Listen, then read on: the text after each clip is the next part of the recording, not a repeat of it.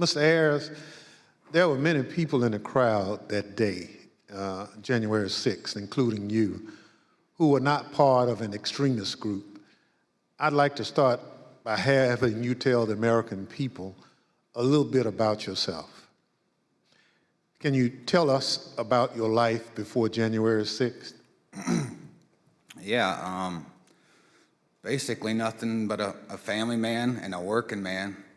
Worked at the company, a cabinet company up in Northeast Ohio for going on 20 years. You know, family's my life. I was a supervisor there, so that took up a lot of my a lot of my free time. Other than that, with my family, camping, playing basketball, playing games with my son. Just what any ordinary American citizen, family man would do. Yep, exactly. So this committee has reviewed thousands of hours of surveillance footage from January 6th. During this review, we identified you entering the Capitol as we see in this video. Mr. Ayers, why did you decide to come to Washington on January 6th? For me personally, I was, pretty hardcore into the social media, Facebook, Twitter, Instagram. I followed, President Trump, on all of the websites, He basically put out, come to Stop the Steal rally, and I felt like I needed to be down here. So you basically learned about the rally on social media and at some point made a decision to come to Washington. Yep. I had some friends I found out were coming down, and I just hopped on with them right at the tail end when I found out and came down here with them. Thank you very much. The chair recognizes the vice chair, Ms. Cheney of Wyoming, for any questions she may have. Thank you very much, Mr. Chairman. Mr. Ayers, when you entered the Capitol last year, did you believe that the election had been stolen? At that time, yeah. Everything that I was seeing online, I definitely believed that that's exactly what that was the case. And when you heard from President Trump that the election was stolen, how did that make you feel? Oh, I was very upset, as were most of his supporters. That's basically what got me to come down here. And do you still believe the election was stolen? Not so much now. I got away from all the social media when January 6th happened. Basically deleted it all. I started doing my own research and everything. And for me, for something like that to be that, for that to actually take place, it's too big.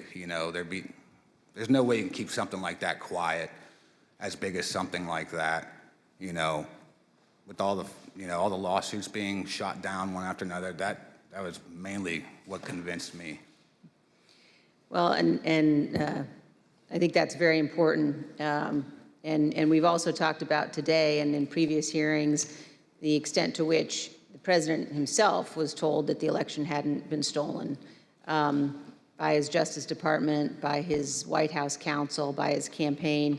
Would it have made a difference to you to know that President Trump himself had no evidence of widespread fraud? Oh, definitely. Who knows? I may not have come down here then. Thank you very much, Mr. Chairman. I yield back. Gentlelady yields back. Chair recognizes the gentlewoman from Florida, Ms. Murphy. Thank you, Mr. Chairman. Earlier today, we showed how Donald Trump's December 19th tweet summoned both extremist groups as well as rank-and-file supporters of President Trump to come to Washington, D.C., average Americans. He told them to, quote, "Be there, we'll be wild," and they came. We showed how how President Trump repeatedly told them, "Fight, fight, fight," and they marched to the Capitol. Mr. Ayers, you were in that crowd at the rally, and then the crowd that marched to the Capitol.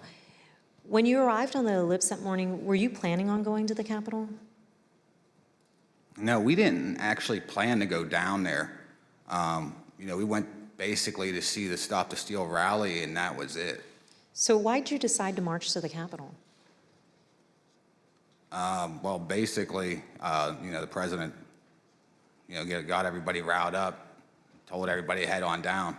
So we basically were just following what he said. After the president's speech, as you're marching down to the Capitol, how did you feel? I was, I'm angry, after everything that was basically said in the speech. A lot of the stuff he said, he already put out in tweets. I've already seen it and heard it before. So, I was already worked up, and so were most of the people there. So as you started marching, did you think there was still a chance the election would be overturned? Yeah, at that time I did, because everybody was kind of like in the hope that, Vice President Pence was not going to certify the election. Also the whole time on our way down there, we kept hearing about this big reveal I remember us talking about, and we kind of thought maybe that was it. So that hope was there. Did you think that the president would be marching with you? Yeah, I think everybody thought he was going to be coming down. He said in his speech, kind of like he's going to be there with us. So, I think I believed it. I understand. We know that you illegally entered the Capitol that afternoon and then left the Capitol area later on. What made you decide to leave? Basically, when President Trump put his tweet out, we literally left right after that come out.